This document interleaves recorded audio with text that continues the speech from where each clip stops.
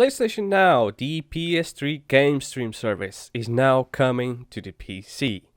Since the launch of the PS4, this would mark the second time where a Sony console would come out with no backward compatibility for older games. Now, since the PlayStation 3, we haven't really had any way of playing older games that we owned. Well, Sony has come up with a solution to that, and what I think is a step in the right direction. PlayStation Now is basically a monthly paid service where you can play your PS3 games directly onto your PS4 and now on your PC. So for a monthly fee of £12.99 or $19.99, you can play over 300 PlayStation 3 games, with more games being added each month. What's different or unique about this service is you don't even need to download the games or, for that matter, own them. The way it works is you can play them by streaming the games directly onto your system. So obviously a decent internet connection is going to be required. Sony has decided to bring all this to the PC for the very first time. This will now bring the old exclusive titles to the PC for the very first time. So series like Uncharted, God of War, The Last of Us, and all the other PS3 exclusives most people couldn't play without owning a Sony console or a PlayStation 3 for that matter, can now be being played on a computer without even owning the console.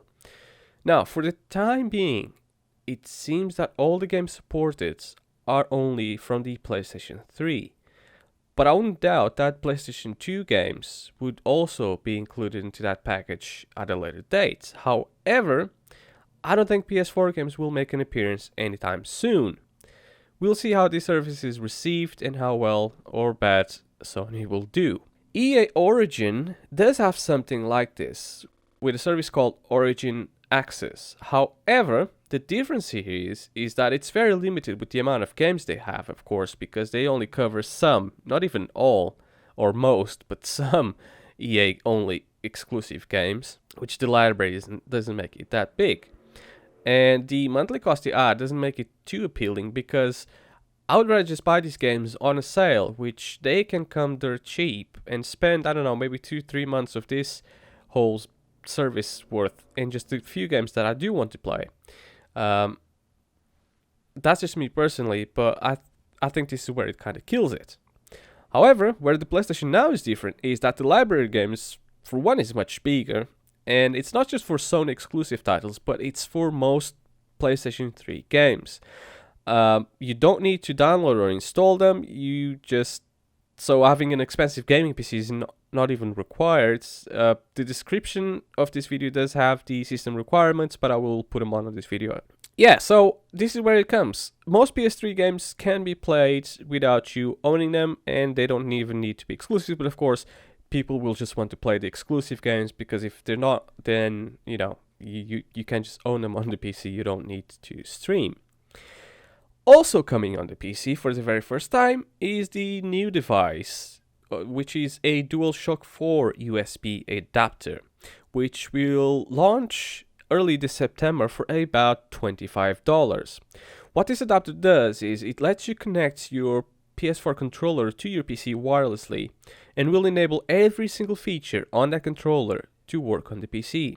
So it's not only just the buttons or the D-pads or the analog sticks, but it's also going to let you play with the touchpad, the light bar, the motion sensors, and the headset jack.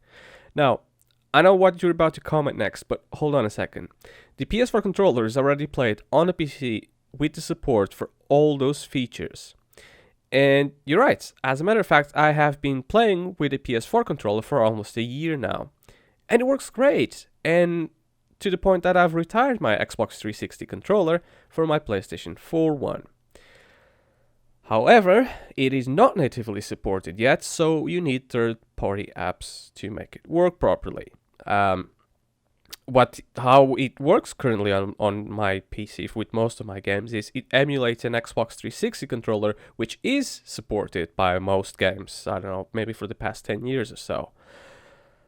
I would right now suggest you to buy a $3 Bluetooth adapter if your computer does not natively have a Bluetooth adapter, or even just keep that and just wire it with a USB cable, which comes included with the controller anyways, to your computer, instead of paying the $25 for the Sony one, as the adapter isn't really required, but it's officially supported. So you don't even need to have that adapter. It's just something that Sony has put up, saying that, you know what, we're launching the service, let's have an adapter for it, because it's not natively supported, so people have to go buy Bluetooth dongles, they have to connect their controllers directly, they have to use third-party apps, so let's actually finally support it. A little bit too late, but I suppose rather late than never.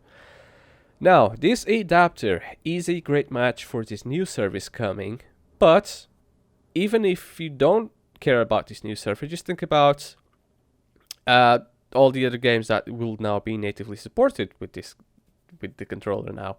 Even though, again, you don't need to, but it's there if you want. Finally, official drivers and official support is finally coming out. If you don't care about that, you can still use it for what is currently out there, which is the PlayStation Remote Play feature, where you can stream your own games directly from a PlayStation 4 to a PC or a Mac. So you can stream, you do have a sort of a stream service already in place. However, you do have to own the console and own the games, of course, and have it running while you're streaming it.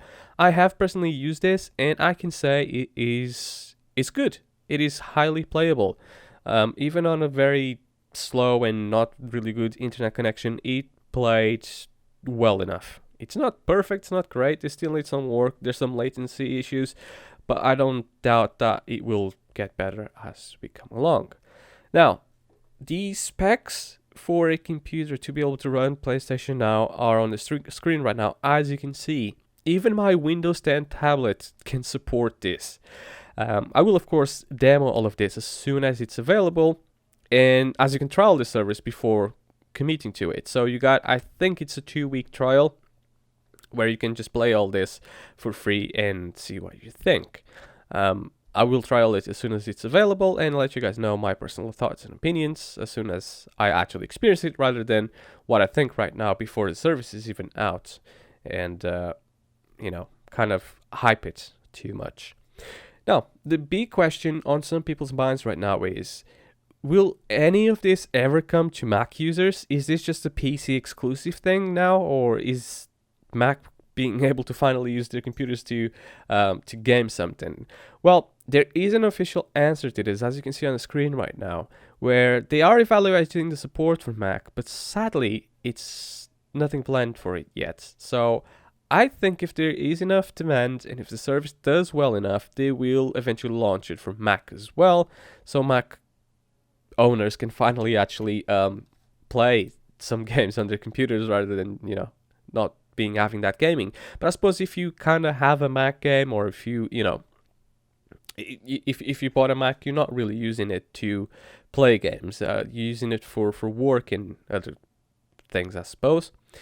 Anyways, guys, I suppose this is it for this video, where I have announced it, went through what it is, and all the features and whatnot. I hope you guys are so excited for this as I am. I hope it does very well. This is definitely a step in the right direction, where Sony is kind of now competing with Microsoft, because Microsoft are launching all their Xbox games on the PC pretty soon as well. So Sony is competing with that by having their exclusive PlayStation games on the PC too. And we can't deny that the PC is the best gaming platform of all times. And neither can the consoles, because of course they know that their largest competitor is the PC and that they're losing to it. So might as well start appealing and appeasing to those players.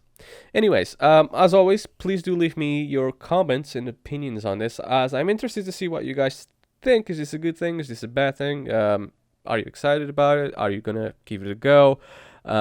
Again, it does come with a monthly price, which is a bit high. It's like over $100 a year, but you do get to play all these games, and you don't really need to have a super duper great computer.